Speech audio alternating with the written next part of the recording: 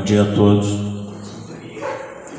Que a paz divina Mestre Jesus esteja nos nossos corações. Hoje nós temos a presença do Carlos Luiz, vai nos falar sobre o tema Jesus, a porta, Kardec, a chave. Como de praxe, antes de passar a palavra para ele, a leitura de uma página do livro Caminho, Verdade e Vida, capítulo 140, que tem subtítulo Para os Montes. Essa é uma fala de Jesus em Mateus capítulo 24, versículo 16. Jesus disse assim: então, os que estiverem na Judéia fujam para os montes.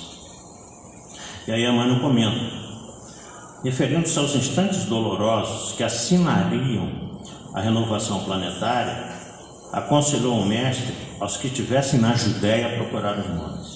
A advertência é profunda, porque pelo termo Judéia devemos tomar a religião espiritual de quantos, pelas aspirações íntimas, se aproximem do Mestre para a suprema iluminação. E a atualidade na Terra é dos mais fortes quadros nesse gênero. Em todos os recantos estabelecem-se lutas e ruínas.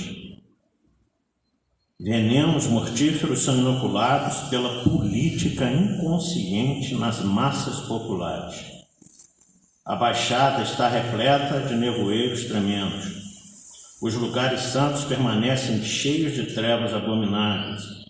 Alguns homens caminham ao sinistro clarão de incêndios. Aduba-se o chão com sangue e lágrimas para a semeadura do porvir. É chegado o instante de retirarem os que permanecem na Judéia para os montes das ideias superiores. É indispensável manter-se o discípulo do bem nas alturas espirituais, sem abandonar a cooperação elevada que o Senhor exemplificou na terra, que aí consolide a sua posição de colaborador fiel, invencível na paz e na esperança, convicto de que, após a passagem dos homens da perturbação, portadores de destroços e lágrimas, são os filhos do trabalho que semeiam a alegria de novo e reconstroem o edifício da vida. Bom, a advertência de Emmanuel, a essa frase de Jesus, que pede que estiverem na Judéia fujam para os montes, Jesus está prevendo toda a sorte de coisas que aconteceria, E Emmanuel nos lembra aqui que Judéia, na realidade, nós devemos tomar como uma região espiritual, uma razão muito grande. Primeiro, que Jesus nasceu na Judéia, em Belém. Segundo, que Jerusalém é tido até hoje, que Jerusalém é tido como uma cidade santa, até hoje, que tudo aconteceu lá, o templo de Jerusalém. E ali na cercania Jesus andou bastante por ali, Jericó, Betânia, tudo é ali na Judéia. Então por isso que Emmanuel destaca que a Judéia ali era a região espiritual. E quando ele nos fala para subir aos montes, na realidade também Emmanuel nos fala de um simbolismo de que a gente precisa melhorar as nossas ideias, Subir aos montes significa melhorar a nossa espiritualidade, significa crescer, significa evoluir. E ele nos adverte também da problemática do mundo, Ele até cita aqui a questão de que venenos mortíferos são inoculados pela política inconsistente nas massas populares. Felizmente nós vemos que isso continua até os dias atuais em todos os sentidos, não é A, B, C, D, nada disso, mas demonstrando, conforme uma fala do profeta Jeremias no capítulo 17, ele é bastante advertente com relação a isso, maldito o homem que crê no homem, porque muitas vezes a nossa falta de evolução espiritual faz com que nós não só nos desnorteemos, mas desnorteemos outras pessoas também. Agora, claro que isso é plenamente evitável quando a gente está numa condição de conscientização espiritual, em que a gente não se deixa levar pelas coisas do mundo, mas também Emmanuel nos adverte aqui, mas a gente tem que também estar no mundo e contribuir de alguma forma para a melhora do planeta. É essa a nossa missão aqui. Porque no último parágrafo Emmanuel diz uma coisa muito interessante. Após a passagem dos homens da perturbação, ou seja, aqueles que realmente provocam toda essa sorte desse pautério que está aí, portadores de destroços e lágrimas, são os filhos do trabalho, que semeiam a alegria de um novo e reconstrói o edifício da vida. Quem são os filhos do trabalho? Todos aqueles que querem de fato seguir a Jesus, todos aqueles que querem estar pautados na mensagem crística do seu evangelho de amor. Por isso que, como eu disse há pouco, a gente está no mundo, mas não deixemos que as coisas do mundo tomem conta de nós. Ok? Então, essa mensagem da manhã de hoje, então vamos elevar os nossos pensamentos ao alto, pedir a Jesus que nos ampare, que ampare sobretudo o nosso irmão, Carlos Luiz, querido dessa casa, que milita aqui há muitos anos, presidente várias vezes, que vai nos trazer essa mensagem bonita acerca do Cristo e do codificador da nossa doutrina. Os bons amigos espirituais, sobretudo seus mentores, o envolvam nesse momento, para que tudo aquilo que Ele nos trouxer, nós possamos, sobretudo, aclimatar nos nossos corações e procurar viver no nosso dia a dia. Que Nossa Mãe Maria Santíssima envolva todos nós nesse momento com seu manto de amor e bondade. Ave Maria, cheia de graças, o Senhor é convosco. Bendita sois vós entre as mulheres, bendito é o fruto do vosso ventre, nasceu Jesus. Santa Maria, Mãe de Jesus, rogai a Deus por nós, pecadores, agora e na hora do nosso desenlace. E assim, com essa prece, nós damos por aberta a primeira parte do nosso trabalho da manhã de domingo. Que assim seja, e passando a palavra ao querido amigo Carlão.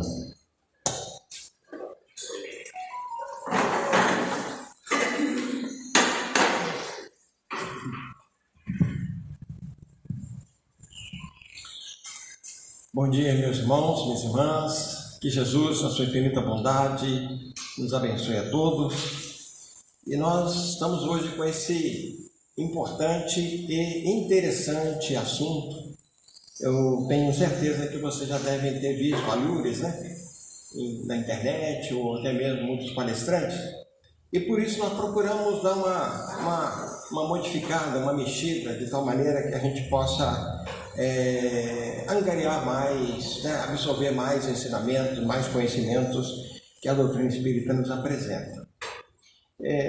Nessa página de abertura, nós colocamos uma música, que foi criada em cima desse título, E lamentavelmente eu não estou conseguindo abrir aqui para vocês ouvirem a canção. É uma canção bastante singela, mas que diz assim: Jesus, a porta, Kardec, a chave. Para evoluir é preciso aprender, para melhorar é preciso caminhar. E o Mestre Jesus veio para trazer muitas lições que devemos praticar. Mas a porta que Jesus nos mostrou, não conseguimos sozinhos transpor. E Kardec veio nos mostrar todas as chaves para a porta ultrapassar. Fecha com a leitura de abertura que o Robinson fez para a gente, Bastante interessante essas coincidências, Então, meus irmãos, a gente começa observando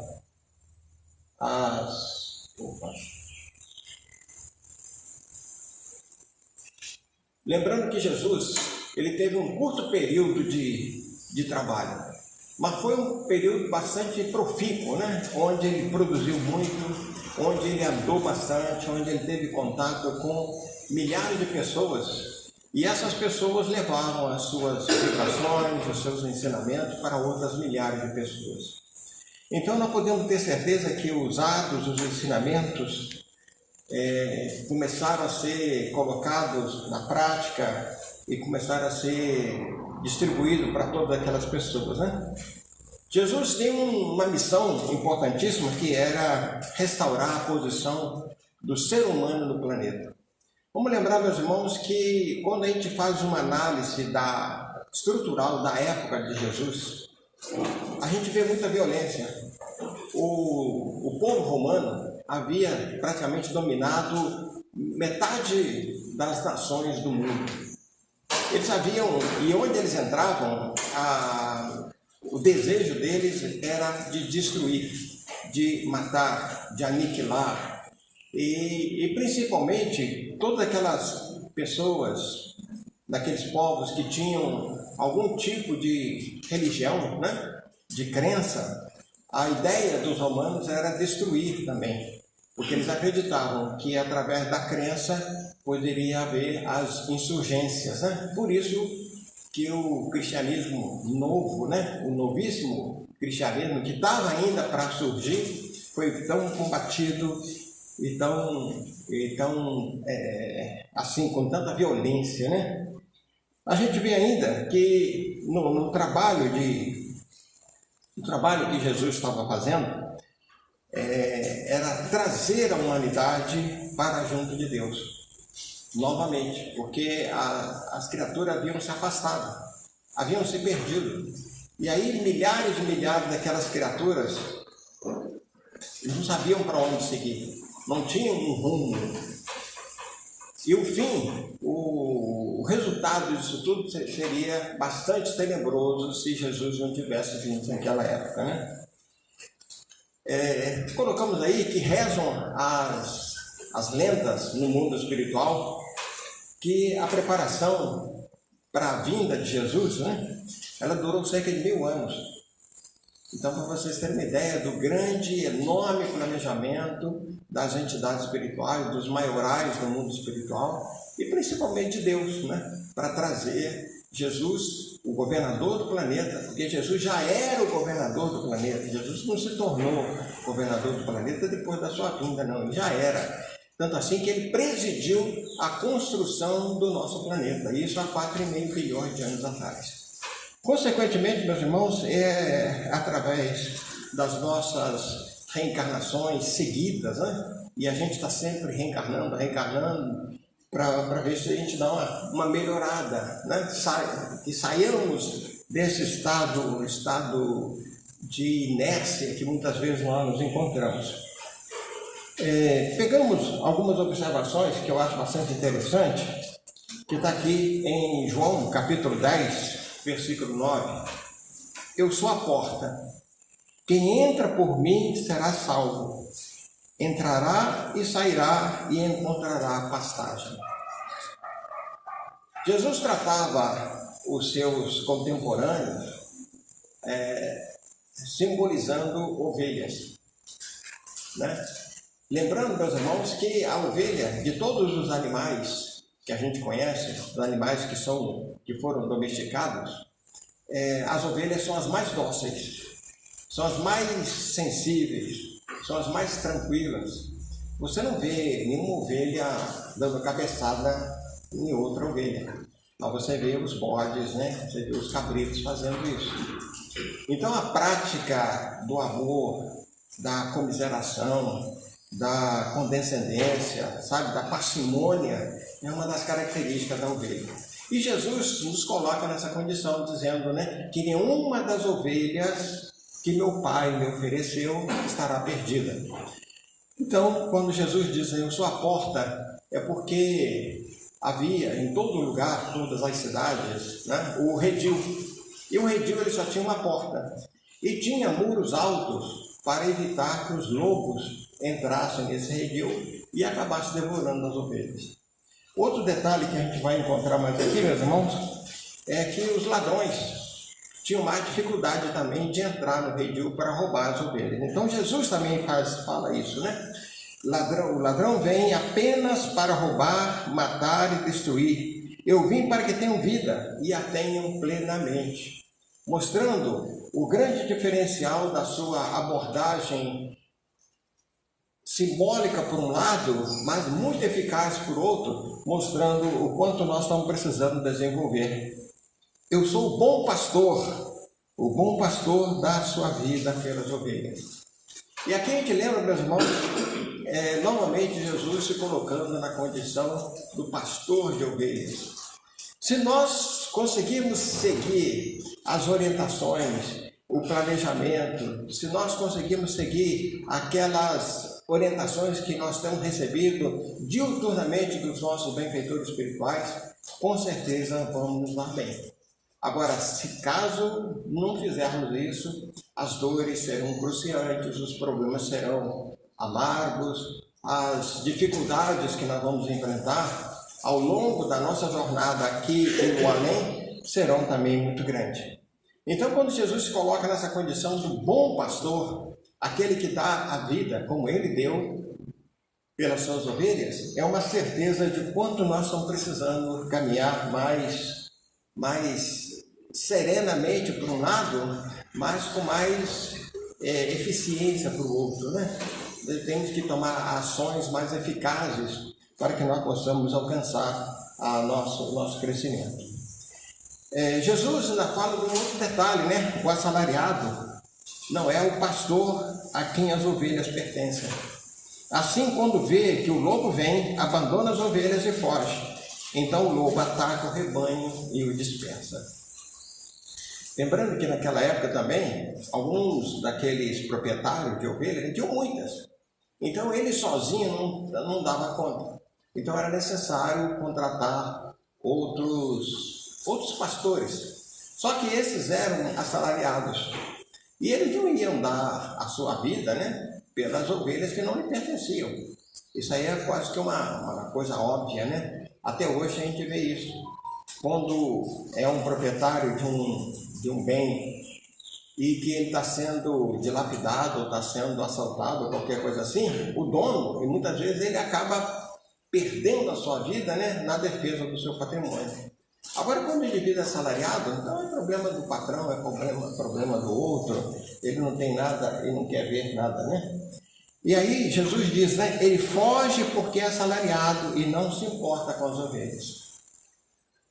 Nos dias de hoje, meus irmãos, o que mais temos visto, né, são os pastores. Não estou dizendo aqui os pastores, né, mas estou dizendo aqui os líderes religiosos do mundo inteiro, que a grande preocupação deles nos dias de hoje os bens materiais. A grande maioria, eu falo a grande maioria porque a gente conhece muitos, né? E a gente vivenciou experiências das mais diversas em vários pontos, né? Tanto aqui em Volta Redonda, quanto no Rio de Janeiro, por onde eu fiquei 19 anos, e trabalhando com as comunidades, a gente via esses líderes religiosos que avançavam nos próprios, né? Nas propriedades das pessoas, e, lamentavelmente, acabavam se esquecendo da finalidade principal, que é fazer com que essas almas crescessem, para que elas evoluíssem, e vai por aí. Eu sou o bom pastor, conheço as minhas ovelhas e elas me conhecem. É interessante, quando a gente analisa esse aspecto, que alguns autores nos falam acerca da convivência do pastor. Eu não sei se alguém aqui já teve oportunidade de conviver com algum tipo de animal. Depois de um certo tempo, você passa a ter o cheiro daquele animal, né? Por exemplo, tem pessoas que têm cães em casa, elas não percebem. Mas mesmo que elas estejam com banho tomado, com roupa limpa, né, com terno, paletó e gravata, ou um vestido longo, quando a pessoa sai à rua, aquela pessoa que não conhece, a pessoa que não convive, percebe o cheiro de animal, né? E quando alguém é mais sensível, né, você tem cachorro, né? Você tem gato, né? Porque o animal, ele exala esse cheiro, né? Esse odor, que acaba impregnando. Nós absorvemos isso. Vocês podem observar esse aspecto. E Jesus, quando ele fala, né, conheço as minhas ovelhas e elas me conhecem. Tem muitos exemplos na internet mostrando que algumas vezes os cães, depois de uma certa idade, acabam ficando cegos, né? Da mesma maneira que nós também temos problemas de saúde. Então, os cães, muitas vezes, eles acabam só seguindo pelo faro, mesmo porque o faro do cão é muito mais aguçado do que qualquer outro animal, né? Portanto, essa ligação que a gente vai tendo com os animais, muitas vezes partem dos nossos sentidos, né? Principalmente desse odor. Então, conheço as minhas ovelhas e elas me conhecem, porque no caso do homem é conhecer, reconhecer, porque as ovelhas não são todas iguais. Muitas vezes possuem o mesmo tipo de pelagem, mas um ou outro sinal as destaca. E elas reconhecem o pastor pelo que ele exala também. Aqui, meus irmãos, a gente vai observar na continuação, né, desse trabalho que Jesus veio trazer para a gente, né, dizendo: eu sou a porta das ovelhas. É aquela porta do redil. Quem entrar por mim será salvo, poderá entrar e sair e encontrará pastagem. Nós estamos repetindo o que nós vimos aqui atrás. Mas no sentido dessa porta, meus irmãos, é essa entrada. Se nós queremos penetrar para um mundo maior, que nós queremos avançar nos nossos conhecimentos, nesse trabalho que devemos fazer para a nossa evolução espiritual, nós temos que obrigatoriamente passar por essa porta. Porque Jesus mais adiante ainda fala para nós, né? Eu sou o caminho, a verdade e a vida. Ninguém vem ao Pai senão por mim, conforme está em João capítulo 14, versículo 8. Então, quando a gente observa esse aspecto, meu irmão, de seguir o caminho, seguir a verdade e ser o mesmo estilo de vida que Jesus teve, que Jesus demonstrou para nós, esse trabalho maravilhoso que ele, em pouco mais de 3 anos, né, ele deixa bem claro para que nós possamos entender esse desenvolvimento que todos nós deveríamos ter. Quando Jesus disse, né, que estaria conosco até o final dos séculos, até o final dos tempos, é a certeza de que nós nunca estaremos sozinhos. E que Jesus, na sua infinita bondade e sabedoria, Ele quer a nossa vitória, Ele quer o nosso progresso. Porque todos nós fomos criados para a perfeição. Se a gente pegar a pergunta 115 do Livro dos Espíritos, né? Como é que Deus nos criou? Na condição de simples e ignorantes. Ou seja, sem conhecer o que é o bem, o que é o mal, o que é o certo, o que é o errado. E a gente vai adquirindo esses degraus, né? Vai adquirindo esses conhecimentos, vai vivenciando essas experiências, né? E ainda os amigos espirituais não falam, né? Na ignorância. É porque nós desconhecemos as ciências, desconhecemos as filosofias, desconhecemos tudo isso que possa abrir o nosso horizonte, né? Esse leque maravilhoso de oportunidades, porque Jesus também diz, né? Conhecereis a verdade e a verdade vos libertará. Então, esse é um trabalho maravilhoso que precisamos fazer, que nós precisamos desenvolver, que nós precisamos nos fortalecer para que a gente possa continuar vencendo, né, nessas nossas dificuldades. Então, quando Jesus diz, né, ninguém vai ao Pai senão por mim, vem ao Pai senão por mim, significa que nós devemos seguir essas orientações de Jesus, seguir os passos de Jesus, seguir nessa caminhada. Mais adiante, Jesus diz assim: eu sou a luz do mundo. Quem me segue não andará em trevas, mas terá a luz da vida. Muitas vezes, a gente vê algumas pessoas, quando fala da luz da vida, a luz do mundo, muitas pessoas ficam se questionando acerca dessa questão dos caminhos que nós devemos trilhar. De uma certa maneira, meus irmãos, nós já escolhemos isso. Está lá no Livro dos Espíritos, a partir da pergunta 268, a escolha das provas. De um certo modo, nós já temos definido o que nós devemos fazer. Nós já sabemos isso. Mas aí temos a pergunta 337 do Livro dos Espíritos, que fala do esquecimento do passado, né? Graças a Deus nós esquecemos, não trazemos essas lembranças, mas elas são intuitivas. Nós sabemos, de uma certa maneira, o que devemos fazer. Nós temos a certeza do caminho que nós devemos trilhar. Muitas vezes esse caminho não é o mais suave, não é o mais tranquilo, não é o menos doloroso, mas o caminho que nós devemos trilhar, que nós devemos caminhar, muitas vezes vai ser o mais difícil, mas o que vai nos trazer maior glória, maior alegria, maior tranquilidade no futuro. Então, quando a gente passa pelas dificuldades, né, a gente vai mais adiante. Eu sempre fui muito pouco contrário dos meus colegas quando eu era estudante, porque normalmente a orientação que a gente dá para os nossos alunos é essa: faça as questões mais fáceis, né? Faça as questões mais fáceis, depois você vai para mais difíceis. Normalmente eu fazia o contrário, né? Eu passava os olhos e via aquelas que eram mais complicadas, mais difíceis, e procurava resolvê-las logo, porque eu tinha a tranquilidade de depois fazer as outras, porque eu dominava. Então, quando a gente passa pelas nossas provações mais difíceis, mais complicadas, com tranquilidade, com a certeza que vamos vencer, fica tudo mais fácil para a gente mais adiante, né? Jesus vai dizer: eu sou a videira, vós as varas. Quem está em mim e eu nele, este dá muito fruto, porque sem mim nada podeis fazer. Então, nessa certeza, né, de que Jesus é a videira é o ramo que vai dar os cachos de uva. Então, esses ramos, né, essas varas, nós somos. Agora, se nós estamos com Cristo, nós vamos pegar essa seiva de Jesus, né, esse alimento maravilhoso e portentoso que Jesus nos oferece, para que a gente possa produzir.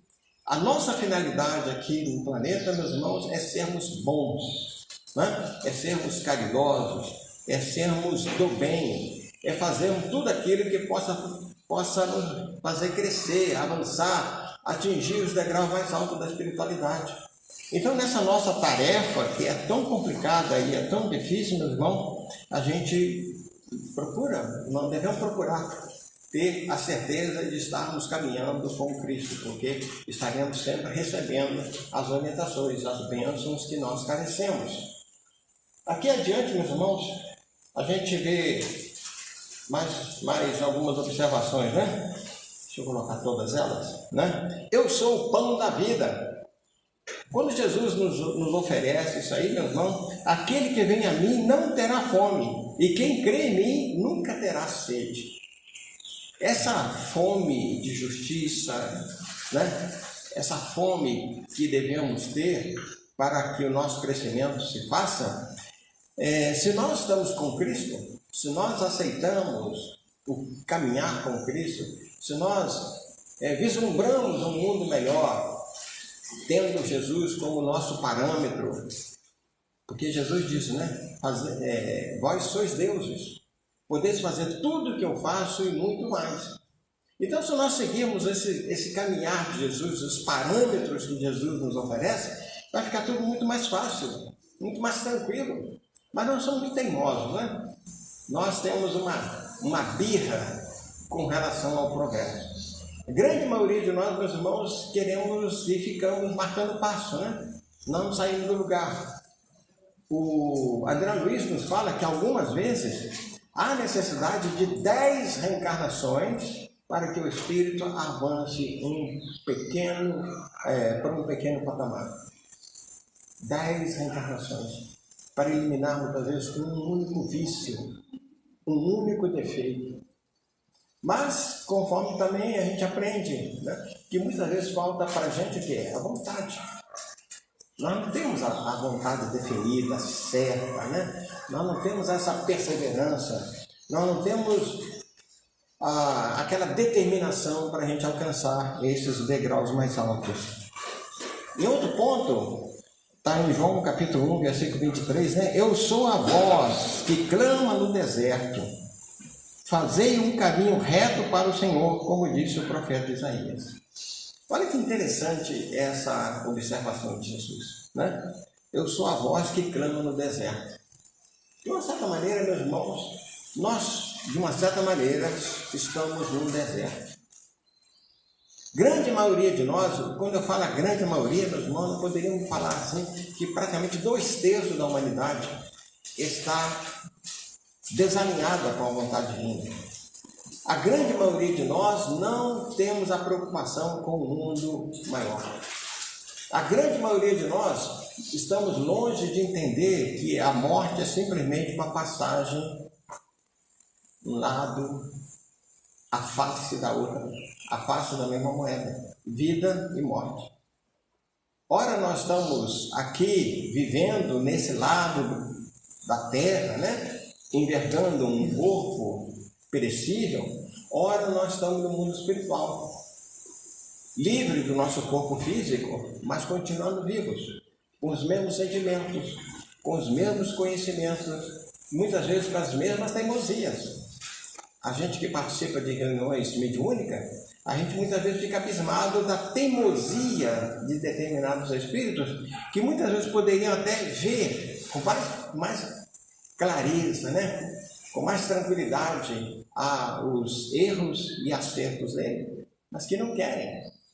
Porque é muito cômodo permanecer na mesma situação, né? Aquilo que os psicólogos, há uns 20, 30 anos atrás, vêm falando, né?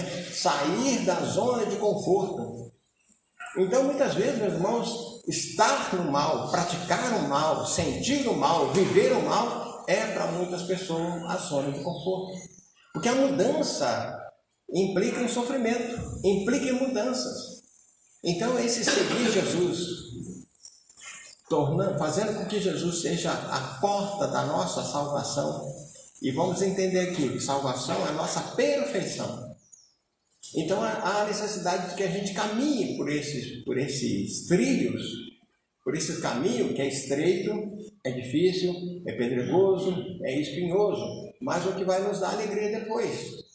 Então, todos os espíritos que alcançaram esses degraus mais altos, e a gente poderia pegar, por exemplo, Francisco de Assis, né? Poderíamos pegar aqui no Brasil, né? A nossa querida irmã Dulce, né? Que agora está cognominada Santa, né? Santa Dulce dos Pobres. Pegamos aí a Teresa de Calcutá, que também foi tornada santa. Todos eles tiveram uma caminhada difícil, complicada, em que foram muitas vezes vítimas da maldade do homem. Então, nesse trabalho que nós precisamos fazer, a gente precisa ter a certeza de que estamos vivendo no deserto, mas não precisamos permanecer nesse deserto. Basta que a gente tenha uma claridade maior, mais envolvente, a busca do Cristo em nossos corações e em nossas mentes, que a coisa fica muito melhor. Jesus ainda fala, né? Vós sois o sal da terra. Olha a importância que ele dá para cada um. Qualquer um aqui sabe muito bem da importância do sal. Muitas vezes uma pitadinha, né? Uns grãozinhos de cristais de sal, quanto benefício traz para saborizar um alimento. Então nós devemos ser isso na vida das pessoas, na vida do mundo, na vida do universo. Porque cada um de nós, com as nossas vibrações, com os nossos pensamentos, com a nossa vontade, com as nossas ações, nós estamos fazendo isso. Nós estamos colocando sabor na vida do planeta, na vida das outras pessoas. Então, esse fazer a diferença na vida das outras pessoas é isso, se tornar esse sal maravilhoso para desatormentar as criaturas que estão à nossa volta. Porque já chega de tormento, já chega de dor, já chega de sofrimento.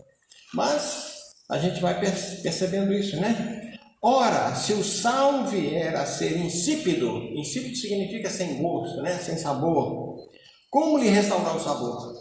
Não tem como, né? Para nada mais presta senão para ser lançado fora, né? Ser pisado pelos homens. E é isso que... Alguém aqui já esteve numa salina alguma vez? Não? Quando visitarem lá Rio Grande do Norte, né, que tem as maiores salinas, ou então aqui mesmo perto da gente, né, que é Cabo Frio, vocês vão ver as salinas, né, que retiram a água do mar, é colocada nos tanques, e à medida que a água vai evaporando, o sal vai ficando. Depois eles ajuntam, fazem umas verdadeiras montanhas, umas pirâmides, né? É uma coisa linda. Alguma vez dói até os olhos. E a gente pega uma pedrinha daquela lá, coloca na boca, é um sabor maravilhoso, né? Diferente desse sal que a gente compra, que já foi purificado, que já foi refinado e tal, ele está meio um pouco com menos sabor. Por isso que muitas pessoas até, né, usam o sal grosso, né, na cozinha. Que é uma coisa, experimentem, vocês vão se deliciar com essas novidades, né, da culinária. Que não é tão nova assim, né? Sempre foi. Então, meus irmãos, se o sal vier a ser insípido, é o que nós não podemos nos tornar insípidos. Nós não podemos nos tornar sem gosto, nós não podemos nos tornar sem valor para que o nosso crescimento se faça presente, né? Aqui nós vamos encontrar uma outra coisa bem interessante, né? Eu até coloquei, né? Jesus botando ordem, né? Porque realmente nesse momento estava uma verdadeira balbúrdia, né? E aí os discípulos de Jesus querendo afastar as crianças que estavam querendo chegar até ele. E quando Jesus deixai as crianças e não as impeçais de virem a mim, porque de tais é o reino dos céus. Olha que interessante, hein? Essa passagem. Jesus estava num determinado lugar e acorreram para ele as crianças. Segundo os estudiosos, né, foi a única vez que Jesus sorriu. Durante os 33 anos de vida que ele teve, foi o único momento em que Jesus sorriu, porque ele estava ali no meio das crianças. Mas Jesus não queria falar, ele queria dar exemplo, ele queria mostrar da importância, né? Que todas as pessoas que quisessem a salvação, que quiser alcançar a perfeição, tem que ser como as crianças, né? Puras. Agora, como é que nós vamos nos tornar puros se nós estamos cheios de erros, cheios de problemas, cheios de dificuldades nas nossas almas? É justamente através do nosso progresso. À medida que a gente vai fazendo o bem, nós vamos apagando os males que fizemos no passado. Por pequeninos, por crianças, né, devemos entender todos aqueles que são humildes, aqueles que se humilham diante de Deus, reconhecendo a sua condição de pecador, miserável e destituído de qualquer mérito para a salvação. Então nós devemos entender, quando Jesus fala aí das crianças, né, é justamente esses seres que nós precisamos nos tornar. Esse trabalho que nós precisamos desenvolver em benefício de nós mesmos, né? E aí nós vamos encontrar outra situação de Jesus mostrando a sua grande liderança, né? Diz ele, Jesus, porém, disse-lhe, segue-me e deixa os mortos enterrar seus mortos. Lembra dessa situação? É quando ele encontra um jovem que tinha tudo para acompanhar Jesus. Mas ele fala, Senhor, deixa primeiro que eu vá enterrar meus pais que já são velhos. Porque entre os judeus havia essa prática, né, dos filhos responsáveis, normalmente o mais novo, né, era responsável como guardiões dos seus pais. Então, muitas vezes, os mais novos só podiam se casar depois da morte dos seus pais. E esse jovem, ele fala justamente isso, que era da prática da lei antiga, antes de Moisés, né? Vamos lembrar aqui, antes de Moisés, 613 mandamentos. Aí Jesus vem Moisés e dá uma resumida, né? E aí, como até alguma vez eu costumo brincar, né? Moisés criou o top 10, né? Os 10 mandamentos mais importantes, ele congregou em 10. Quem já teve a oportunidade de ver os desenhos, algumas vezes está nos textos, fotografias mesmo, né? As chamadas tábuas da lei. A primeira tábua, ela tem 4 mandamentos. Esses mandamentos que nos ligam a Deus, né? E a segunda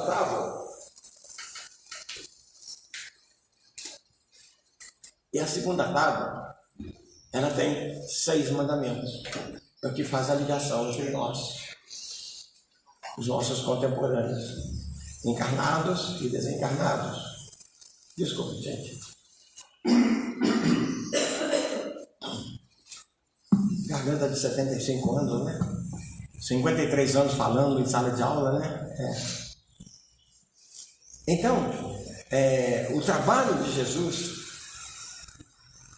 fazendo com que as pessoas pudessem entender que havia necessidade de você fazer grandes mudanças na sua vida.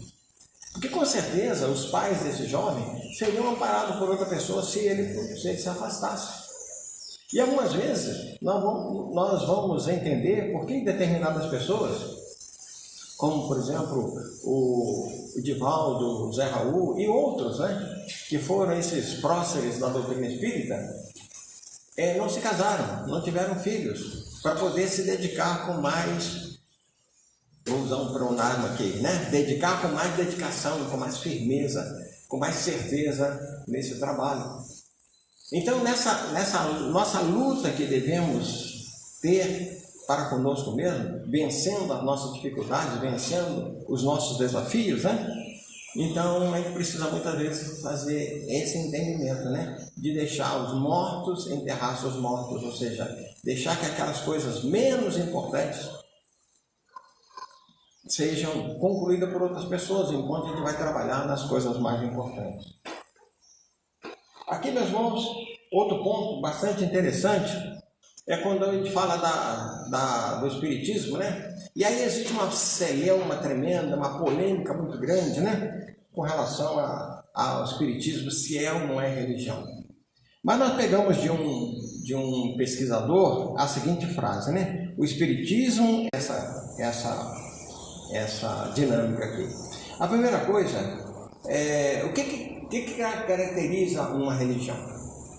Uma religião, ela primeiro precisa ter um templo, né? E ela precisa ter os seus dirigentes. Então, na Igreja Católica, nós temos os padres, os bispos, né? O Monsenhor, até chegar no Papa. Nas igrejas protestantes, nós temos os presbíteros, nós temos os pastores, né? E nós temos aqueles que são os dirigentes das igrejas. Ou seja, agora, dentro do Espiritismo, o que a gente tem é o presidente da instituição, da organização religiosa. Mais nada. Ninguém aqui pode se acreditar como tal ou tal do Espiritismo, porque nós não somos. Nós não somos nenhuma autoridade dentro da doutrina espírita. Nós podemos ser autoridade dentro do movimento espírita, que é diferente. Então, o Espiritismo, ele não tem esse sacerdócio organizado, ou seja, não tem os ministros, não tem aquelas criaturas que algumas vezes até são pagas para poder fazer esse trabalho, né? Outro ponto é que o Espiritismo não tem cerimônia de qualquer natureza.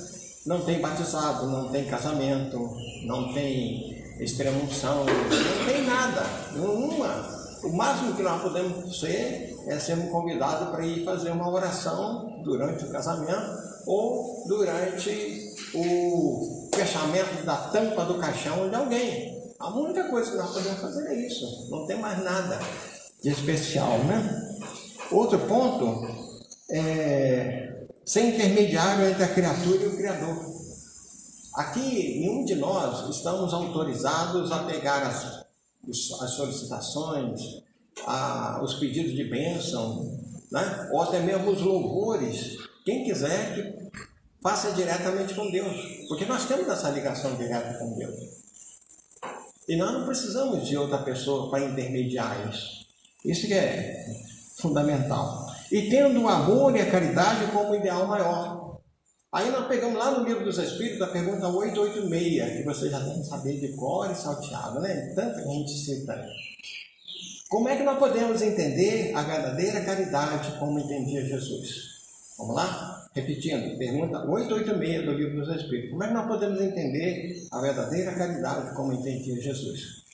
Aí os Espíritos falam para a gente, benevolência para com todos, ou seja, sermos bons na essência, bons de verdade, né? Sermos indulgentes, né? Indulgência para com os erros alheios. Porque se nós erramos, nós temos que entender que o nosso irmão, quando errar, é passível de perdão, é passível de desculpas, é passível daquilo que nós podemos dar do nosso coração.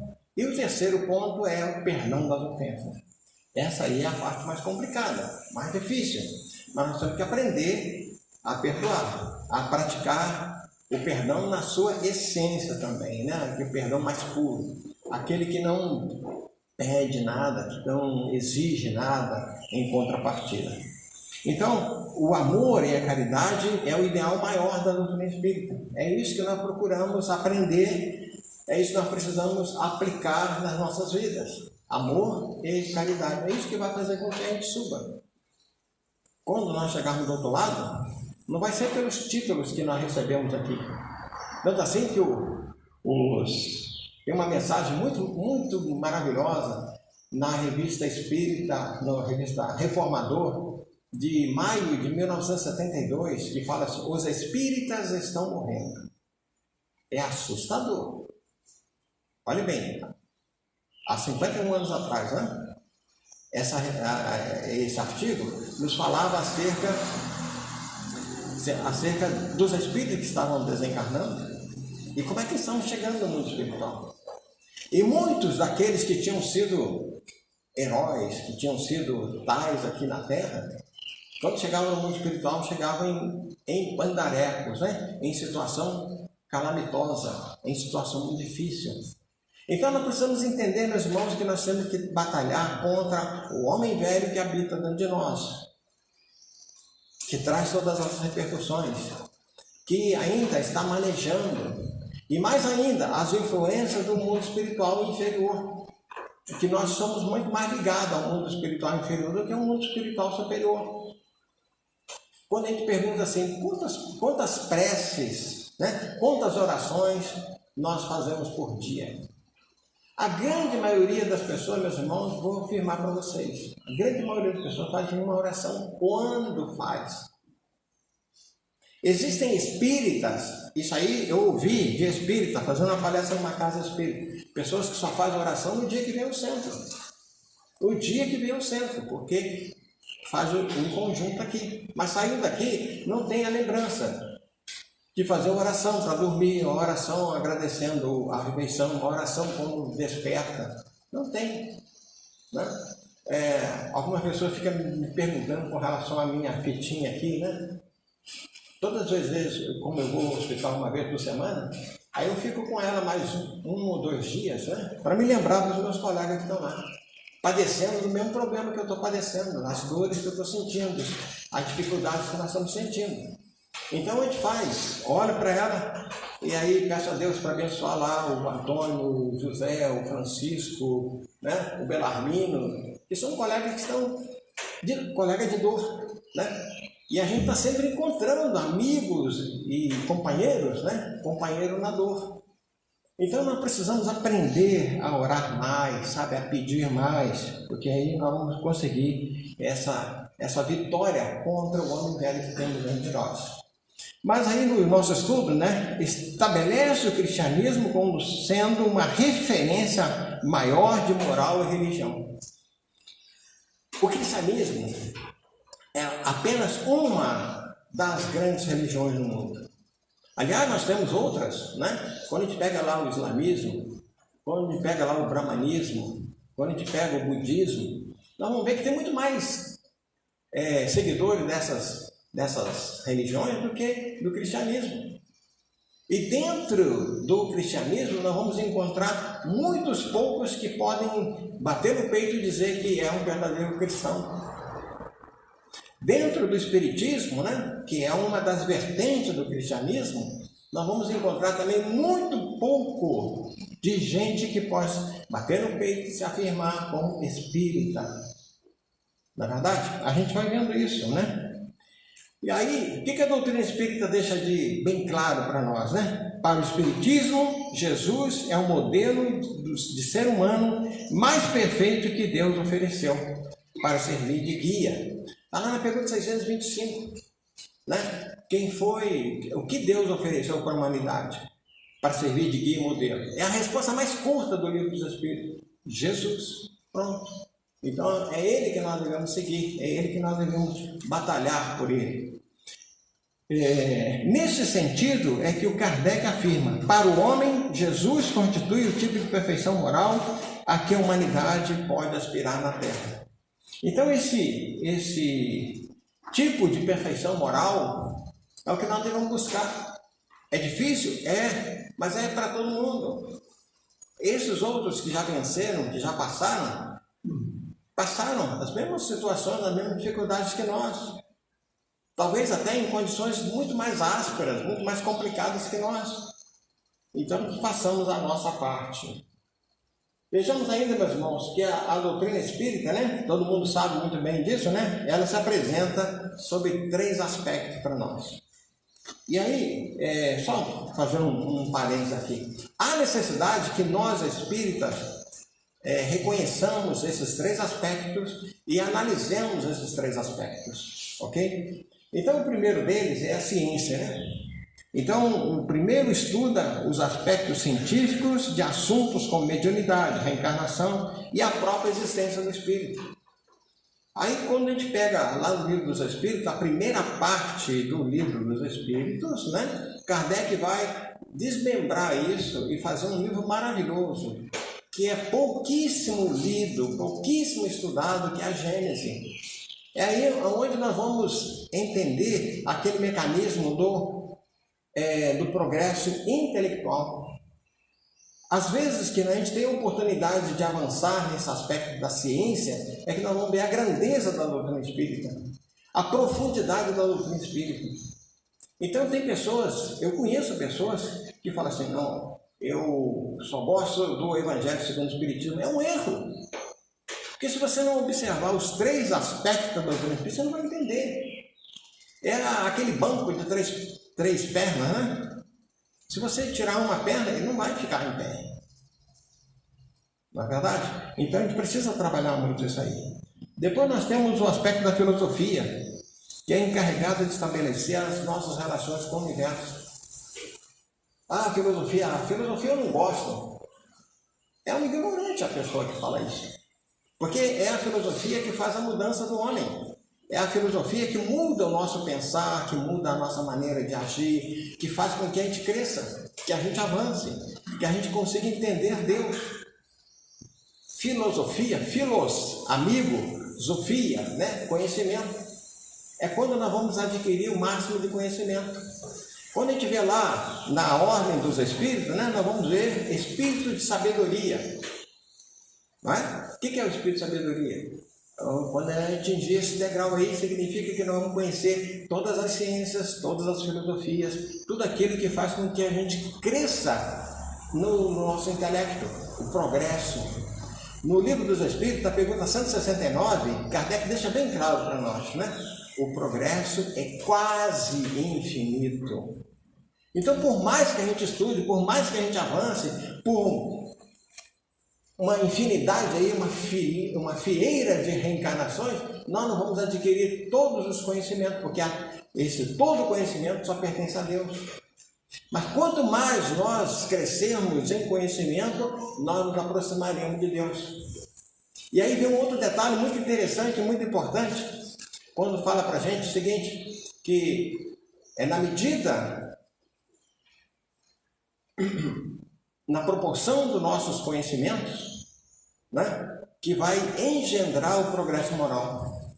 Então, o conhecimento da ciência, o conhecimento das verdades, faz com que a gente engendre, ou seja, que seja propícia, né, o nosso crescimento moral. Então é importante isso. Quando alguém fala assim, qual que é mais importante, o Livro dos Espíritos ou o Evangelho segundo o Espiritismo? Algumas vezes para uma determinada pessoa, eu falo, depende da sua necessidade nesse momento. Talvez uma página, alguma coisa que possa te fazer, né, se soerguer e tal, crescer, se firmar, né, que consiga dar força para você perseverar, é o Evangelho. Mas se você quer crescer espiritualmente, Livro dos Espíritos. Aí nós pegamos a segunda parte do Livro dos Espíritos, né? E a gente vai lá na questão do Livro dos Médiuns, né? Livro dos Médiuns. E aí o que é o Livro dos Médiuns? Filosofia. É esse nosso intercâmbio com o mundo espiritual. Muita gente pensa que isso é religião. Não é. Isso é filosofia. Nós precisamos entender esse mecanismo. Depois, meus irmãos, nós temos a outra situação, né? Que é a questão da religião. E a doutrina espírita, ela é representada pelas leis morais. Então, por isso que muitas pessoas falam que o Espiritismo não é religião. O Espiritismo, conforme Kardec deixa bem claro para nós, ela tem que ser analisada pelo seu aspecto moral, ou seja, pela transformação moral do ser humano. Então, para isso, independe de religião, independe se você faz o sinal da cruz, se você ajoelha, se você reza em pé, se você reza deitado, não interessa. Interessa o que você faz de bom, de bem, se você prega o amor, se você trabalha pela paz, é isso que é importante. É isso que vai fazer com que a gente cresça. Depois, outro ponto, meus irmãos, voltando ainda a essa carga, né? Que o Espiritismo é a chave com auxílio da qual tudo se explica de modo fácil. Nascer, morrer, renascer ainda e progredir continuamente, está uma lei. Então as reencarnações, né, são esses degraus que fazem com que a gente se eleve e progrida. Então, em cada encarnação, em cada reencarnação, em cada trabalho que nós fazemos aqui, em cada contato com os seres que nós estamos juntos. E um detalhe, eu já falei aqui uma vez, né? Nós nos reencarnamos por leva, né? É a baciada, né? Então Deus fez essa baciada que somos nós aqui, nos colocou aqui na Terra para o nosso progresso. Nós estamos aqui juntos, voltaremos para o mundo espiritual juntos. E talvez a gente retorne para a Terra junto de novo, até que a gente acerte os ponteiros entre nós, né? Eu me lembro, eu sou de uma família grande, como eu já falei para vocês, né? Nós éramos 12 filhos de casa e mais 6 adotivos, né? Claro que de vez em quando saía uma celeuma, saía uma briga, saía uma confusão e tal. O que os nossos pais faziam? Né? Vem cá, né? Alguma vez nos botavam num quarto. A hora que vocês fizerem as pazes, vocês saem daí. É assim também Deus nos coloca aqui na Terra juntos, muitas vezes na mesma família, no mesmo grupo religioso, na mesma escola, no mesmo ambiente de trabalho, acerta os ponteiros. E se você não acertar, você está apenas adiando o problema, dificultando mais adiante. Quando você poderia dar outros passos, né? Você está repetindo a mesma lição anterior. Então, esse nosso trabalho, para entender essa frase de Kardec, né, que ficou tão marcante, né? Nascer, morrer, renascer ainda e progredir continuamente, tal é a lei. É esse o nosso trabalho, de entender esse mecanismo e fazer o que nós pudermos fazer para melhorar as nossas condições.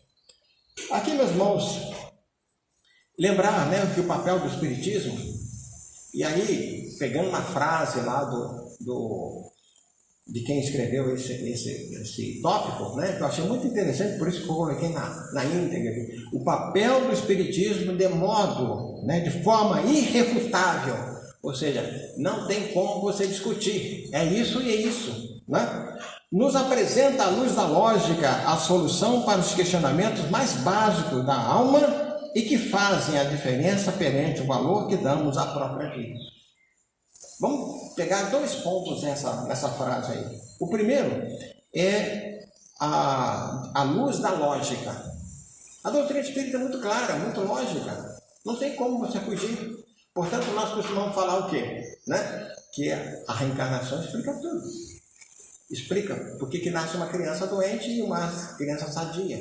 Por que nós vamos sofrer um acidente? Por que nós vamos desenvolver uma doença? Por que as famílias muitas vezes são problemáticas e outras famílias são maravilhosas? A reencarnação explica tudo isso. E o outro ponto é quando fala aqui dos questionamentos mais básicos da alma. Né? O que é isso? Quais são esses pontos mais básicos? Né? Quem eu sou? De onde eu vim? Para onde eu vou? O que eu estou fazendo aqui? Né? E o porquê? O porquê de tudo isso está acontecendo na nossa volta. Então a doutrina espírita tem resposta para tudo. E eu, sem menor sombra de dúvida, eu costumo falar que para a doutrina espírita não há nenhuma questão sem resposta. Podem ter certeza disso. Aqui, meus irmãos, eu queria chamar a atenção para essa profissão de fé que deveria ser praticada por todos nós espíritas, certo? Também nós copiamos isso. Amar os inimigos, orar pelos que nos perseguem e caluniam, pagar o mal com o bem, perdoar na essência com total esquecimento do passado, vestir os nus, alimentar os famintos, medicar os doentes, visitar os presos e os doentes. Não há mistério algum dentro do centro, e sim muito amor, responsabilidade e disciplina. Esse é o nosso grande trabalho. Nós estamos aqui na Casa Espírita para quê? Para aprender, para desenvolver, para nos fortalecer, para nos unir, para a gente poder sair dessa mesmice que nós nos encontramos muitas vezes há séculos, meu irmão. E vamos lembrar, nós estamos numa época de transição, que tudo é problemático, tudo é difícil, mas se a gente tiver fé, tiver certeza do amor que Jesus tem por nós iremos vencer, com certeza. Podemos passar por tudo isso, né? Então, lembrar que o verdadeiro espírita é aquele que se esforça, que usa da vontade para vencer, para fazer a sua transformação moral. Como está lá no livro dos Espíritos, a pergunta 909, fala da vontade. Quão poucos dentre vós têm vontade? Porque nós estamos acomodados, né? Entramos na nossa zona de conforto, vamos voltar para o mundo espiritual na nossa zona de conforto, e aí só o sofrimento, só a dor, alguma vez só o aniquilamento da nossa alma vai fazer com que a gente saia dessa zona de conforto.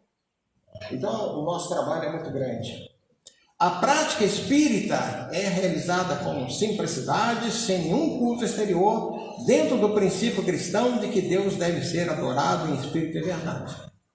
Então, nós não precisamos de nada, apenas a nossa vontade de adorar a Deus com o nosso coração. Então, por isso que a prece mais importante é a prece que sai do nosso coração. E caminhando aqui para o nosso finalmente, meu irmão, lembrar, né, os princípios da doutrina espírita, que nenhum de nós podemos esquecer, né? Em que se baseia? Porque de vez em quando a gente encontra alguns espíritos, né? Você espírita por quê? Né? E nós podemos ser questionados por isso, né? Então a gente se baseia nos 5 princípios que a doutrina espírita nos apresenta, né? Primeiro, a existência de um único Deus. Nós não temos deuses, nós temos um Deus, né? Que é o Pai de todos nós, o Criador do céu e da terra, o Criador dos nossos espíritos, né? A existência e a imortalidade da alma. Então essas criaturas que vivem por aí dizendo, né, no materialismo, que não existe alma, coitado deles, né? Eu tenho uma pena dessas criaturas assim, sabe? Porque eles vão ter uma surpresa tão grande. Porque vão fechar os olhos para a terra e vão abrir os olhos no mundo espiritual e o sofrimento vai... coitado dele, né? Eu tenho uma pena, né? Eu tenho um amigo que eu falo para mim, rapaz, eu tenho uma pena de você, né? E pode ter certeza, se eu for depois de você, eu vou orar muito para você, para que você tenha um despertar suave no mundo espiritual, né? Porque ele não acredita em Deus, não acredita na existência da alma, acha que tudo aqui é o nosso corpo. Acabou esse corpo, acabou tudo, né? Que surpresa que ele vai ter. Depois nós temos a questão da comunicabilidade, né? Entre os espíritos dos mortos com os vivos e vice-versa. Então, da mesma maneira que nós nos comunicamos com aqueles que estão lá, eles também se comunicam conosco. Então, esse é o terceiro ponto. Depois nós temos a questão da pluralidade das existências, né? Ou seja, a reencarnação. Então é por isso que a gente sofre, por isso que a gente fica alegre, por isso que a gente trabalha, por isso que a gente tem planos, por isso que a gente está evoluindo, por isso que cada vez a humanidade está desenvolvendo mais. Observe as nossas criancinhas, gente. Essa molecadinha aí, com até mais ou menos na faixa dos 10 anos, observem o comportamento dela. Observem a inteligência que elas têm, né? Supera em muito qualquer um de nós, da nossa geração, que fomos considerados seres inteligentes, né? Então, nós temos aqui a pluralidade também dos mundos habitados. A ciência já, de uma certa maneira, já descortinou isso, já nos dá essa certeza de que há muitos planos, né, espalhados pelo universo que podem ser habitados, segundo ele, né? Podem ser. Nós, espíritas, sabemos que são habitados, né? E aqui, meus irmãos, a morte não é o fim, nenhum de nós temos dúvida disso, né? É por isso que quando a gente vai ao sepultamento de um espírito, é tranquilo. Não tem sofrimento, não tem gritaria, não tem chororô, aquele chororô desarvorado, meu Deus do céu, aquele sofrimento atroz, né? Porque nós sabemos que a morte não é o fim, né? É apenas uma etapa da nossa existência aqui no planeta, né? Que a vida continua aqui e acolá, e que Jesus falava com um povo muito imaturo da sua época. Então é difícil fazer com que essas pessoas entendessem, né? E Jesus Kardec define o Evangelho segundo o Espiritismo como roteiro infalível para a felicidade vindoura o levantamento da ponta do véu que nos oculta a vida futura. Que Deus nos abençoe e que nós possamos fazer do Evangelho segundo o Espiritismo esse nosso roteiro infalível, né? Para que a gente possa entender as leis morais que são difíceis de serem entendidas, né? É por isso que Kardec está lá no Livro dos Espíritos, são 306 questões do Livro dos Espíritos, só questionando a parte moral, né? Então, daí a grande importância. Muito obrigado pela atenção, que Deus nos abençoe, um excelente domingo para todos nós.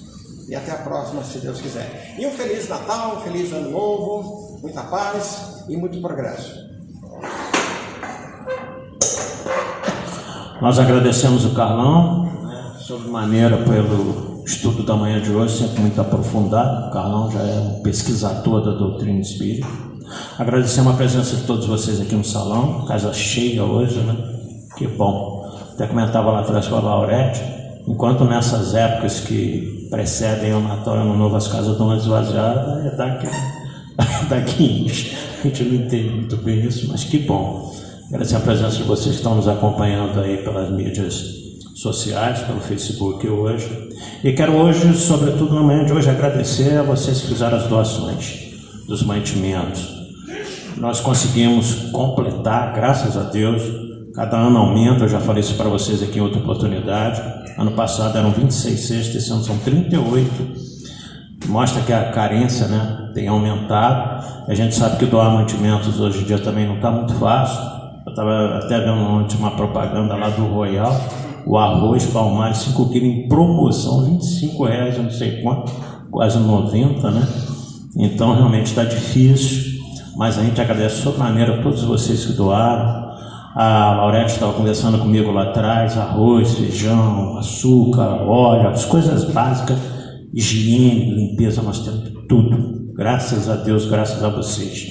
Faltando muito pouca coisa, só me parece que pó de café, né? Faltando um pouquinho, hein? Alguns quilinhos de pó de café para que a gente feche tudo, né? Mas a gente agradece então, o Gleibson hoje trouxe a cesta dele e a gente fechou essa questão de cesta completa, está tudo de acordo com aquilo que nós planejamos, né? E a entrega vai ser domingo que vem, né? O Zé Roque, graças ao Alex, lá, o filho dele, conseguiu um caminhãozinho para a gente, para levar tudo, porque além das cestas, que aquelas cestas que vocês doaram, elas são desmanchadas, são feitas outras cestas, de acordo com a necessidade de cada família, né? E tem família que não tem necessidade de 10 quilos, por exemplo, de arroz. Então, a Laurete, a Solange, o pessoal da equipe aí que organiza isso já sabe, né?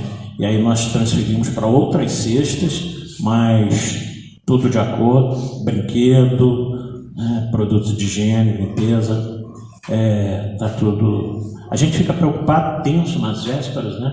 Mas eu já tenho a prática disso de vários e vários anos, e a gente sabe que no final a gente consegue. Né? Parece aqueles programas de televisão, precisamos atingir a meta de tal, está faltando tanto, cada hora chega um pouquinho e no final tudo se ajeita, né? Graças a Deus, ok? Mais alguma coisa, Laurete? Lembrando a vocês que depois do passe, aquele chazinho fraterno ali fora, café, bolo, biscoito, ok? Fiquem ali para esse momento fraterno. Então a gente quer encerrar. Sabe qual é a palestra de quarta-feira?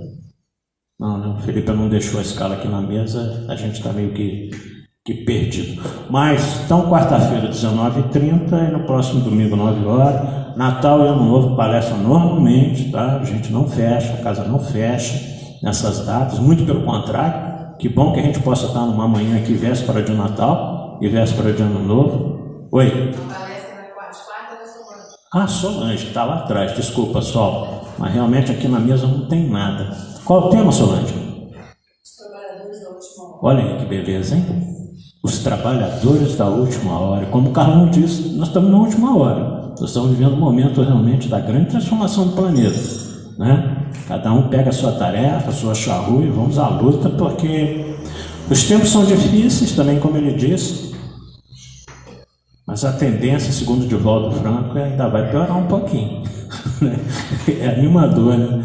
Mas para quem tem fé, como o Carlão disse também, para quem tem fé, isso aí, a gente vai passar, também falou sobre isso, a gente vai passar incólume a todas essas mudanças que o planeta sofre nesse período de transformação. Então nós vamos fazer a prece de encerramento da primeira parte, mais uma vez agradecendo a todos vocês, pedindo que Jesus, na sua infinita bondade, ampare-nos a todos, ao Carlão, possa estar outras oportunidades aqui com a gente, que Ele, amigo de todos nós, como diz o Divaldo, né, nosso querido irmão, possa fazer presente nesse momento, atuando na vida de cada um presente aqui no salão, através dos seus mensageiros de luz, dos médicos espirituais, atendendo às nossas necessidades físicas, mas também às nossas necessidades espirituais, dando-nos o equilíbrio necessário para continuarmos a nossa jornada evolutiva nesse momento de grande transição do planeta. Que assim, nós, com essa prece que Ele mesmo nos ensinou, nós estamos encerrando a primeira parte. Pai nosso que estás nos céus, santificado seja o vosso nome, venha a nós o vosso reino, seja feita a vossa vontade, assim na terra como nos céus. O nosso de cada dia nos dai hoje, perdoai as nossas ofensas, assim como nós perdoarmos a quem nos tem ofendido. Não nos deixeis cair nas tentações do caminho, mas livrai-nos de todo o mal, porque são teus o reino, o poder e a glória para todos sempre. 6 passistas em condição, por favor, se dirijam à sala de passe. A gente sabe que tem até mais de 6 aí presente, né? Mas aí, quem tiver em mais condições, por favor, se dirija à sala de passe. Aqueles que tiverem necessidade, aguardem no salão.